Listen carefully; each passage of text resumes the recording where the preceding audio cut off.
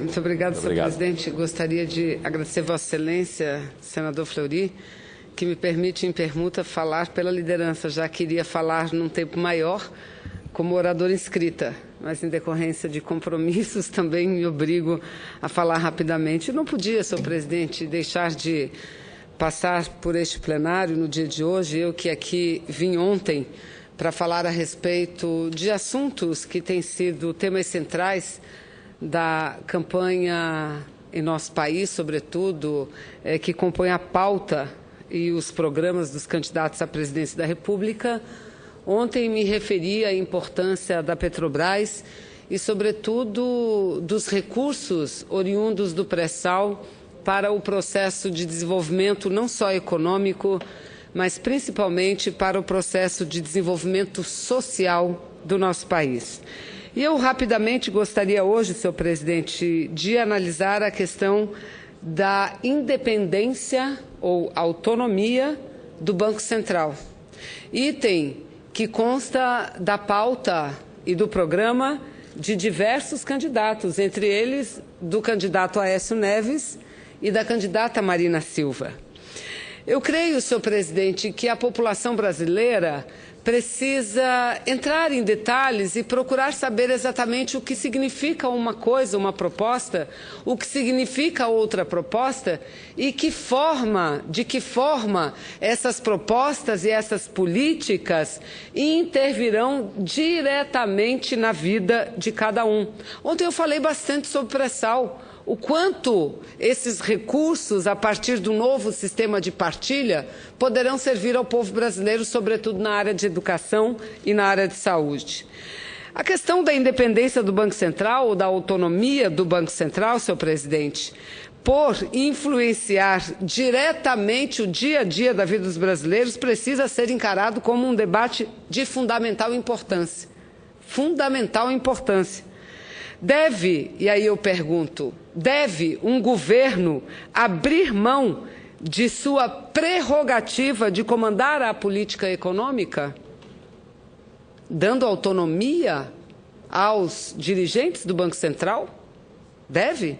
No meu entendimento, senhor presidente, não só no meu entendimento, mas concretamente, garantir a autonomia do Banco Central significa o governo abrir mão de sua condição de definir os rumos da nação, os rumos do país, ou seja, um governo que foi legitimamente eleito pela maioria do povo brasileiro passaria as rédeas dessa nação, o poder dessa nação, o poder decisório a um conjunto de tecnocratas dirigentes do Banco Central do Brasil. Tecnocratas, economistas ou economicistas que, no geral, são ligados ao capital econômico, ao capital financeiro. Que, no geral, vamos falar aqui a linguagem que o povo entende, aos ricos.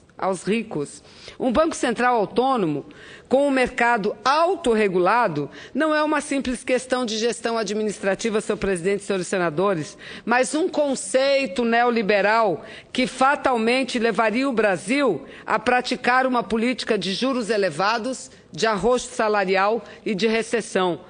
Em um artigo publicado hoje no site GGN, que é um site dirigido pelo jornalista Luiz Nassif, o professor Renato Santos de Souza explica isso de uma forma muito didática, de fácil compreensão para a população brasileira. Diz ele que a política econômica, da qual dependem os níveis de produção, de crescimento econômico, emprego e também os investimentos públicos, tem três grandes componentes. E, de fato, são três os grandes componentes. A política fiscal, que trata das receitas e dos gastos do governo e afeta o nível de impostos e investimentos governamentais. Outro, a política cambial. Dois, a política cambial, que trata da taxa de câmbio e afeta as importações e exportações, as despesas no exterior e as de estrangeiros no Brasil. E terceiro, a política monetária, que regula as taxas de juros e a quantidade de moeda na economia. Como o Banco Central, senhor presidente e senhores senadores, como o Banco Central é responsável pela política monetária, ou seja, a política que regula a taxa de juros, e também o responsável nessa prática, no regime de câmbio flutuante, também responsável pela política cambial, o professor explica que, dando autonomia ao Banco Central, ficaria a política cambial, a política monetária sobre o encargo do Banco Central autônomo, enquanto que ao governo, legitimamente eleito pela maioria do povo brasileiro, restaria apenas administrar os recursos dos impostos, senhor presidente. Quanto recolher, de quem recolher, como recolher e como gastar. Somente isso. E as grandes decisões ficariam ao tal do Banco Central autônomo e independente. Vejam só. É preciso que aproveitemos esse momento rico eleitoral para analisarmos não as pessoas, mas as propostas. E o meu partido não é de hoje que combate, de muito tempo combate. Somos radicalmente contrários à autonomia do Banco Central, por conta desta questão muito bem explicada pelo professor Renato dos Santos, didaticamente explicada. Porque daríamos mais poder ao grande capital, aos tecnocratas, do que teria um governo legitimamente eleito. Diz o professor, o estudioso, que essa é uma ideia dos economistas mais liberais, chamados formalmente nas escolas de economia de monetaristas. Eles acreditam que o principal dever da economia é controlar a inflação. Na prática, para os monetaristas, inflação se combate com recessão. E o que é recessão?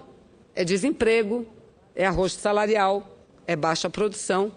E a isso é que se reduziria a política econômica, pois os liberais defendem a não intervenção do governo na economia.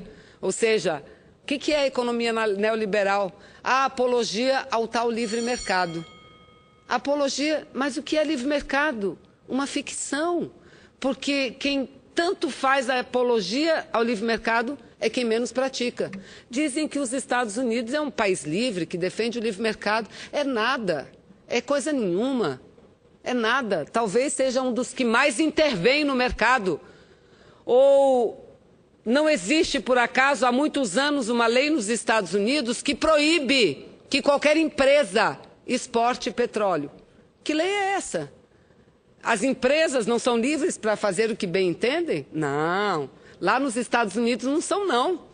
Há uma lei que proíbe a exportação de petróleo tirado de território americano. Isso não é uma intervenção no mercado, não? Olha, lembra o professor que na época do governo do presidente Fernando Henrique Cardoso, a taxa de juros, a taxa Selic, que é oficial, chegou a 45% em 1997. E na maior parte do tempo gerou em torno de 20%. Já o perfil do primeiro governo do presidente Lula, houve uma forte redução das taxas, uma média de 6,65% ao ano. E a presidente Dilma chegou a baixar a 7,12% ao ano. E por isso foi duramente criticada. E por isso tem sido duramente combatida. E aí dizem que o Brasil está quebrado. Quebrado não, senhor presidente. Quebrado de jeito nenhum. O PIB real total cresceu 45%, de 3,3 trilhões em 2002 para 4,8 trilhões em 2013. Que Brasil quebrado é esse? Segundo os dados do próprio Banco Central, no mesmo período, o PIB real por habitante cresceu 29%, de 18 mil reais em 2002 para 24 mil em 2013. A renda per capita do povo brasileiro cresceu, senhor presidente, de 2.919 dólares em 2002 para 11.229 dólares em 2013. Isso sem falar que uma das principais razões e metas desse governo é diminuir a pobreza, diminuir a desigualdade social. Foram 36 milhões de pessoas que saíram da extrema pobreza e 42 milhões que ascenderam à classe média. Que país quebrado é esse? Então precisamos aproveitar esse momento rico em debate, para que o povo entenda, não apenas escute sem saber o que significa a autonomia do Banco Central. Vamos conhecer o que é isso? Não é de difícil entendimento, não. Vamos falar a linguagem do povo, que é de muito fácil entendimento. Relação governo com o parlamento, defendemos o plebiscito para fazer a reforma política. E eu concluo nesse 1 minuto que Vossa Excelência me dá, essa sim que precisa ser feita. Ouvi com muita atenção o senador Cristóvão falar, votem nos candidatos que nada, do mesmo partido. Isso, antigamente, se chamava de voto vinculado. O que nós precisamos fazer é mudar, não é votar em pessoas, mas votar em programas, em listas partidárias, como acontece na maior parte dos países do mundo. É só no Brasil que se vota em pessoa, que tem campanha cara e que quem banca a campanha são os grandes empresários. É o poder financeiro desse país. É essa reforma política que tem que ser feita e é essa reforma política que o povo brasileiro defende e que tem que prestar atenção em todos os candidatos para ver aquele que defende as melhores propostas e terá melhores condições de encaminhá-las e transformá-las em realidade. Eu agradeço muito ao senador Fleury por ter permitido que falasse por primeiro e a Vossa Excelência por ter me garantido mais tempo. Muito obrigado, senhor presidente. Obrigado, senadora, e que o povo brasileiro, nesse momento da democracia, faça uma reflexão, avalie bem as propostas de cada candidato e que decida pelo que for melhor para os destinos do país.